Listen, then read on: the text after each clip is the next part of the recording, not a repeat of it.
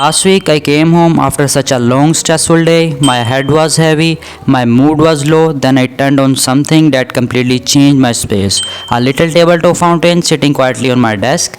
The sound of the water instantly calmed me. I just feel like the wave of the peace filling in the room. It's a 3-tier rock fountain with a warm LED light. The trickling water feels like the nature moved right inside my home. And the best part, it has this little dye planting pot. I added a small succulent and now it's look like a mini zen garden just for me. In the middle of the United States home decor trend, everyone looking for that one piece that is not just beautiful but meaningful, and honestly this is it.